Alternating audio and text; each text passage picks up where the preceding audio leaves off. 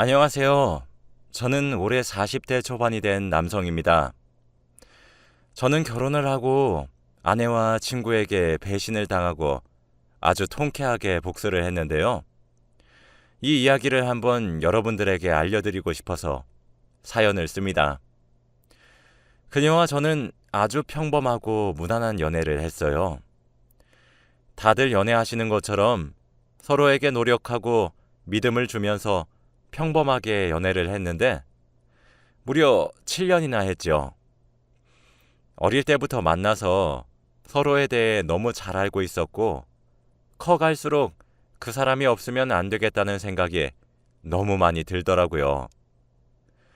그녀가 제 인생의 너무나도 큰 부분을 차지하고 있다 보니 결혼은 서로 자연스럽게 결정하게 된 것 같아요.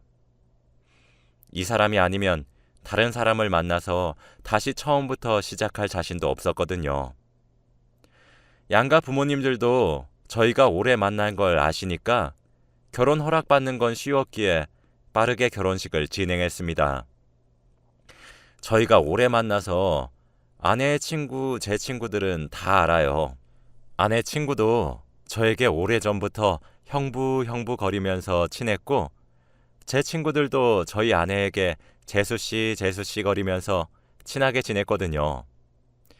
여행도 여러 번 같이 갔었고 전화도 자주 해서 많이 친합니다. 그래서 가끔씩 농담으로도 제 친구들과 아내가 무인도에 갇혀도 난 괜찮다고 말할 정도로 많이 믿고 의지하는 친구들이었죠. 제 친구들은 아직 결혼을 안 했는데 아내는 얼른 이 지긋지긋한 남정네들이랑 그만 여행 다니고 부부 동반 여행을 가고 싶다고 장난도 칩니다. 아무튼 저와 아내는 평범한 연애를 끝으로 결혼을 하고 드디어 같이 살게 되었어요. 오래 만났는데 신기하게도 연애랑 결혼의 느낌은 완전히 다르더라고요. 결혼을 하니까 훨씬 안정적이고 기분도 좋은 거 있죠? 이 사람과 정말로 한 가족이 됐다는 생각에 왠지 모르게 기분이 좋아졌고 얼른 저와 아내를 닮은 귀여운 아기도 낳고 싶다는 생각이 들었습니다. 그치만 아직 신혼이었고 저희 둘이서 시간을 보내는 게 더 좋았기 때문에 아직은 아기 계획이 없었어요. 아내도 조금 더 신혼 생활을 즐기고 아이를 낳자고 했고요. 저는 평범한 회사를 다니고 있었고 아내는 집에서 일을 하는 프리랜서입니다. 아내는 글을 쓰는 작가인데 다른 사무실은 없고 아직 신생 작가라 집에서 혼자 노트북을 두드리고 있죠. 아내는 원래 직장 생활을 하다가 작가 일을 하고 싶어서 일을 그만두고 작가를 하고 있는데 처음엔 전 극구 반대했어요. 솔직히 작가라는 직업이 많이 대중화되어 있지 않았고 수입도 그렇게 많은 편이 아니라 힘들 것 같았는데 아내는 고집이 워낙 세서 하고 싶은 건 꼭 해야 직성이 풀립니다. 그래서 주위 사람들의 반대에도 무릅쓰고 작가가 되었죠. 지금은 작가인 아내가 너무 좋아요. 회사 다닐 때는 회사 가기 싫다고 찡찡댔는데 지금은 자기가 좋아하는 일을 해서 너무 행복하다고 하네요. 아내가 기분 좋은 걸 보니까 저도 힘이 나고 일을 더 열심히 해야겠더라고요. 그런데 제가 맡은 일이 출장이 잦습니다. 자주 지방으로 가서 일을 하다가 많으면 5일 정도 외박을 한 뒤에 집으로 가거든요. 최대한 신혼 기간에는 출장을 많이 안 잡으려고 했는데 꼭 출장을 가고 싶지 않을 때 출장이 많이 잡히더라고요. 연애 때는 그래도 같이 살지 않으니까 제가 출장을 가 있을 동안에 아내는 친구들도 만나고 일도 하면서 자기만의 시간을 가졌지만 결혼을 하니 같이 살잖아요. 그러면 하루 종일 집에 혼자 있어야 하는 아내가 걱정되었습니다. 그치만 아내는 괜찮다며 혼자 있는 거 적응됐다며 잘 다녀오라고 해주더라고요. 저는 출장 가서도 밤마다 아내에게 영상통화를 걸면서 이야기를 나누고 싶었지만 아내는 전화를 잘 받지 않았습니다. 그래도 나중에는 다 문자나 전화가 와서 잠들었다고 말해주며 저를 안심시켜 줬어요. 출장을 갔다가 집으로 가는 엘리베이터를 탔고 옆집 아주머니와 우연히 만났는데 아주머니가 아이고 그때 그 총각 잘생겼던디? 어쩜 그렇게 남매끼리 사이가 좋아? 우리 딸이랑 아들은 아주 치고받고 난리여. 라고 하는 겁니다. 네? 총각이라니. 아니, 그 와이프 동생 말이여. 얼마 전에 그쪽 와이프 남동생이라면서 엘리베이터에서 만났는디. 그때 팔짱 끼고 있길래 남매 사이가 좋구나 했지. 옆집 아주머니의 말은 정말 충격적이었어요. 왜냐면 아내는 외동딸이거든요. 아내 주위에 사촌 오빠도 없고 팔짱을 끼고 다닐 만한 남자가 없습니다. 저는 오랫동안 만난 아내에게 이런 사생활이 있을 줄 몰랐어요. 아주머니는 제 표정이 점점 굳어지는 걸 보시고는 잘못 말했다 싶었는지 내가 잘못 봤나? 라고 하시더라고요.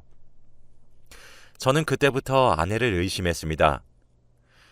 집으로 갔는데 아내는 보고 싶었다며 저에게 달려왔고 저는 그런 아내에게 왠지 모르게 거리감이 느껴지더라고요. 아내에게 솔직하게 누구랑 팔짱 꼈냐고 물어보고 싶었지만 정말로 내가 믿고 있던 아내가 바람이라도 났으면 어쩌나 싶어 무서워서 아무 말도 하지 못했어요. 집으로 가니까 낯선 사람의 흔적은 전혀 느껴지지 않았고 정말로 그 아주머니가 잘못 보신 건가 싶었는데 화장실로 가니까 일회용 면도기랑 다른 칫솔이 있더라고요. 저는 아내를 불러서 이게 뭐냐고 담담하게 물어봤습니다. 그런데 아내는 당황하지 않고 여보 없을 때 내 친구들 왔다 갔어. 내 친구 중에서 머리 짧은 친구 알지? 걔가 구렛나루 자른다더니 저거 들고 왔다가 놔두고 갔어. 아내의 친구 중에서 머리가 남자들보다 짧은 여자가 한 명 있는데 굳이 구렛나루를 자른다고 저걸 들고 다니나요? 솔직히 이해는 되지 않았지만 이해하려고 노력했습니다. 솔직히 그때는 아내가 그렇게 말하니까 아주머니가 말씀하신 팔짱 끼고 있던 잘생긴 남자가 아내의 친구가 아닐까 싶었어요. 아주머니는 아내의 친구를 머리가 짧아서 남자라고 오해한 거고요. 제발 아주머니가 잘못 본 거라고 합리화하고 싶었던 것 같네요. 아무튼 그때까지 저는 절대 아내가 바람을 피우지 않을 거라고 생각하려고 했습니다. 아내는 워낙 바람이나 불륜 같은 이야기들을 싫어하는 사람이기도 하고 바람 피우는 사람들에게 손가락질을 하면서 화를 내거든요. 요즘 TV 프로그램을 보면 이런 주제인 영상들이 몇 개씩 나오잖아요. 그러면 아내는 혀를 차면서 어떻게 저럴 수 있냐고 바람 피우는 것들은 천벌 받아야 한다고 말을 합니다. 그렇게 말하는 사람이 바람을 피우는 건 말도 안 되죠. 그래서 더 아내를 믿으려고 했던 것 같습니다. 오랜만에 집으로 와서 아내와 같이 오붓한 시간을 보내고 맛있는 음식도 해먹고 재미있는 하루를 보냈어요. 얼마 후 저와 아내는 주말이라 오랜만에 데이트도 할 겸 밖에 나가기로 했습니다. 봄이었어서 꽃 구경도 하고 싶었고 날씨가 너무 좋았거든요. 아내도 좋다고 했고 서로 일이 바빠서 너무 소홀했는데 오늘 하루만큼은 아내만 바라보고 놀려고 했습니다. 그런데 아내의 화장법이 바뀌고 향수가 바뀌었더라고요. 그리고 원래 화장을 거의 안 하다시피 하는 아내가 최근 들어서 화장을 진하게 합니다. 집 앞 마트를 갈 때에도 맨 얼굴로 나갔던 아내는 이제 화장을 하고 나가요. 향수 향도 예전보다 진해졌고 옷 입는 것도 조금 달라졌어요. 예전에는 밝은색 옷을 많이 입었는데 요즘은 어두운 옷을 많이 입더라고요. 우리 아내 요즘 조금 낯설다. 향수도 바뀌고 옷도 바뀌고 화장도 하고. 갑자기 왜 그래? 기분 전환이야? 기분 전환. 나 아이 생기면 이런 것도 잘 못하고 다닐 텐데 지금이라도 원 없이 해놓으면 나중에 후회 없을 것 같아서. 아내는 저와의 아이를 계획하고 있었고 저도 이제 슬슬 아이가 갖고 싶더라고요. 나이가 1살이라도 어릴 때 아이를 낳아야지 더 늦으면 임신도 안 될 것 같았습니다. 그런데 저희 나이가 그렇게 많지도 않았는데 저희 생각과는 다르게 아이가 쉽게 생기지 않더라고요. 다들 왜 임신이 축복이라고 하는지 알 것 같았습니다. 정말 임신을 하는 건 축복인 것 같아요. 왜냐하면 임신을 하는 건 너무 힘들고 잘 되지 않았거든요. 그래서 저는 혹시나 저에게 문제가 있나 싶어서 병원으로 가 진료를 받아보기로 결심했습니다. 아내에게 비밀로 한 채 친구가 운영하고 있는 비뇨기과로 가서 진료를 받기로 했죠. 저는 검사를 받고 결과를 기다리는 내내 너무 떨리고 긴장되었습니다. 혹시나 제가 아이를 못 가지는 몸이라면 평생 저와 아내 사이에는 아이는 없는 거잖아요. 아내에게 미안해서 어떡합니까? 검사 결과를 듣기 위해서 친구한테 갔는데 친구 표정이 좋지 않았어요. 야, 너 어떡하냐? 왜? 나 평생 아이 못 낳냐? 너 씨 없는 수박이야, 임마. 정말 청천벽력 같은 소리였죠. 어떻게 제게 이런 시련이 찾아온 것인가요? 정말 남자로서 자존감이 바닥을 쳤고 아내에게 이 소식을 어떻게 전해야 할지도 너무 막막했습니다. 야, 너 어떡하냐? 너 아이 낳고 싶어 했잖아. 하, 그러니까 와이프한테 어떻게 전하지? 많이 실망할 텐데 입양이라도 해야 하나? 저는 집으로 가는 내내 고개를 들 수 없었고 너무 절망적이었어요. 요즘 아내는 아이 낳을 생각하면서 육아에 관련된 책도 읽고 영상도 보면서 엄마가 될 준비를 하고 있었는데 저는 아빠가 될 수 없는 몸이잖아요. 너무 미안했어요, 정말. 그리고 집에 도착해서 아내에게 말하기 위해 호흡을 가다듬은 뒤 현관문을 열고 집으로 들어갔습니다. 그런데 집으로 들어가니 아내가 기쁜 목소리로 저에게 달려오더라고요. 여보, 내가 좋은 소식을 들려줄게. 라고 했죠. 여보, 나도 할 말이 있는데 내가 먼저 하면 안 될까? 안 돼. 절대 안 돼. 내가 먼저 할 거야. 당신 너무 행복해서 뒤로 자빠질걸? 그 정도로 기쁜 일이면 내 얘기 먼저 들어줘. 난 안 좋은 얘기란 말이야. 안 돼. 그래도 내가 무조건 말해야겠어. 내가 지금 뭘 들고 있게. 아내는 손에다가 뭘 쥐었는지 등 뒤로 꽁꽁 숨기고 있더라고요. 제가 못 맞추니까 아내는 짠 하면서 제 앞에 한 물건을 들이미는데 바로 임신 테스트기였어요. 그런데 선명하게 2줄이었습니다. 아니 이게 어떻게 된 건가요? 방금까지 저는 아이를 가질 수 없는 몸이라고 검사 결과를 들었는데 아내가 임신을 했다니요. 이건 솔직히 말이 안 되잖아요. 아내는 여보 대박이지. 우리 드디어 임신이야, 임신. 아기가 생겼다고. 아니, 이게 어떻게... 아무것도 모르는 아내는 기뻐하느라 정신이 없었고, 저는 아내의 불륜이 정말 현실이 되었다는 것이 제가 이세를 만드는 게 불가능하다는 소식보다 더 절망적이었어요. 그제서야 아내는 저에게 여보가 말하려던 건 뭐야? 슬픈 소식이라며 라고 말했고, 저는 차마 아내에게 말할 수 없어서 아니야 라고 한 뒤 방으로 들어갔습니다.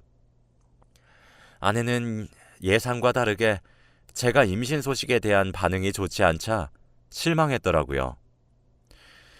저는 아내 앞에서 연기를 할 힘조차 나지 않았고 곰곰이 방으로 들어가서 생각의 시간을 가졌습니다. 저는 이세를 만드는 게 불가능한 몸이라 아내는 제 아이를 임신할 수 없는데, 아내가 임신한 건 바로 불륜이라는 증거잖아요. 정말 어떻게 이럴 수 있나요? 불륜이라면 그렇게 기겁을 하던 여자가 떳떳하게 다른 남자를 만나고 남의 애를 임신하다뇨. 정말 역겹고 무서웠습니다. 저는 그날 흥신소에 문의를 해서 아내 뒷조사를 부탁드렸어요.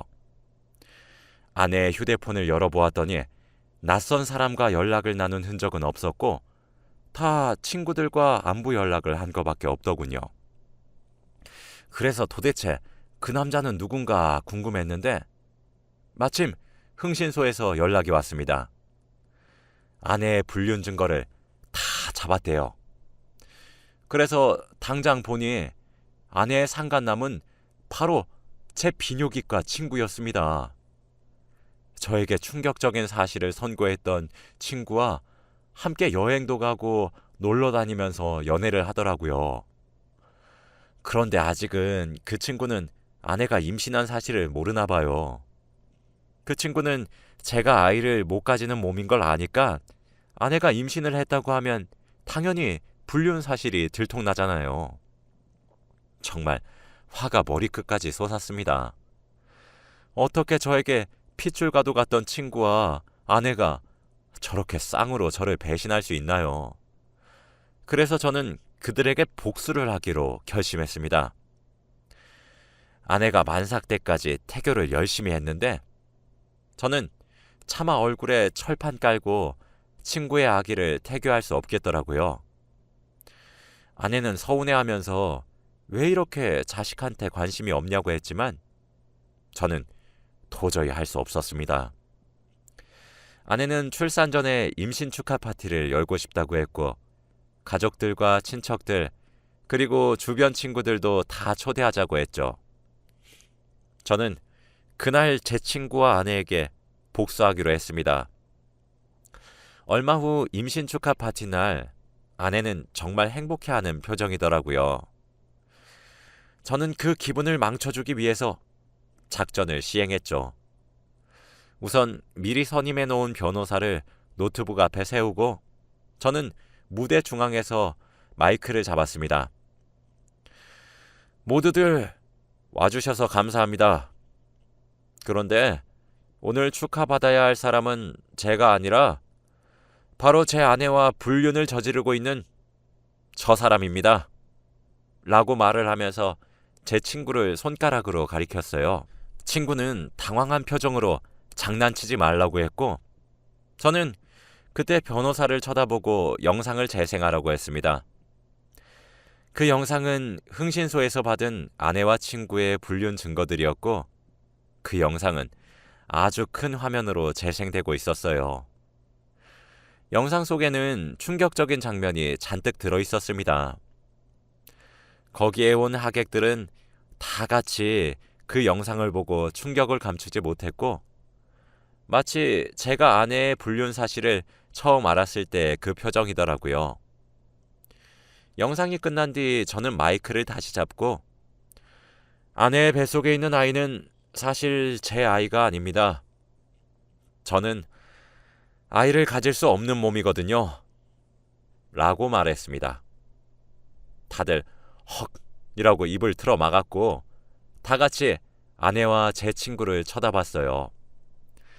제 친구는 직업이 의사니까 주위에서 평판도 좋았고 착한 친구라서 더 많은 정을 나눴던 친구였는데 한순간에 이미지가 망가진 거죠. 저는 제 치부를 당당하게 이야기하는 게 너무 힘들었지만 그래도 더 확실한 복수를 위해서 부끄러움을 감수하고 말을 했어요.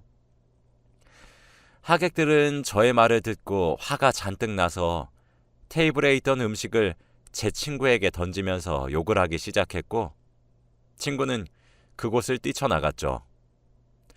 아내의 얼굴을 보니까 세상을 다 잃은 허망한 표정을 하면서 멍 때리고 있었습니다. 나중에 알게 된 사실이지만 아내는 제가 그런 상태였던 건 몰랐지만 아이의 아빠가 제 친구인 건 알고 있었대요. 일부러 거짓말하고 저에게 임신했다고 알렸다고 합니다. 친구는 불륜만 안 들키면 된다는 생각으로 만난 건데 아내가 임신을 할 줄은 몰랐대요.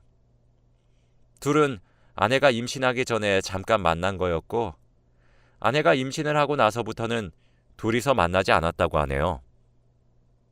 나중에 사과는 했지만 제가 용서는 할 수 없겠죠. 그리고 아내와 이혼을 하고 지금은 따로 살아요. 처갓집에서도 다들 미안하다면서 딸 잘못 키운 자기들을 탓하라고 하는데 그건 핑계죠. 처갓집에서도 아내한테 더러운 괴물 취급을 하고 쫓아냈다고 합니다. 아마 아내는 제 친구와 같이 살고 있겠죠. 그들의 아이니까요. 정말 지금 생각해도 화가 나고 환멸이 납니다. 어떻게 그런 존재들이 제 주위에 있을 수 있나요? 그녀와 이혼 후 서로 연락도 안 하고 살고 소식을 아예 모르는데 작가라서 책이 출간하면 대충 어떻게 사는지 알아요. 그런데 원래 사랑 이야기를 쓰던 그녀가 점점 글을 쓰는 방식이 변하더라고요. 그녀는 글을 쓸 때 주위 환경에 영향을 많이 받는 편이라서 글을 읽으면 그녀가 지금 어떻게 살고 있는지 티가 팍팍 나는데 정말 별로인가 봐요. 애 아빠가 잘 못해주고 육아도 힘들고 과거를 후회한다는 말이 많았습니다. 제 친구들은 다들 그녀의 더러운 사생활 때문에 인연을 끊었는데 그녀가 책을 출간하거나 기사가 가끔씩 날 때마다 그녀에 대한 이야기를 댓글이나 책의 감상평 같은 곳에 달아요. 그녀가 과거에 했던 일들을 다 나열해서 그냥 책 읽지 말라고 독자들에게 알립니다. 제가 시킨 건 아닌데 친구들이 알아서 이런 애들을 그냥 사회의 악이라고 나오면 안 된다고 말을 하더라고요. 저는 굳이 안 그래도 된다고. 하지만 친구들은 그냥 자기가 하고 싶어서 한대요. 뭐 아무튼 지금 생각해보면 그 아주머니에게 감사드려요. 그때 엘리베이터에서 그 이야기만 안 하셨어도 저는 지금까지 의심했겠죠. 그리고 이제서야 알게 된 저도 많이 반성합니다. 아내가 안 하던 화장을 하고 옷을 입는 게 바뀌고 향수 냄새가 바뀐 게 바로 친구 취향이어서 그랬대요. 그리고 면도기와 칫솔은 확실한 증거였잖아요. 여러분들도 조심하세요. 혹시 모릅니다. 제 이야기는 여기까지예요. 들어주셔서 감사합니다.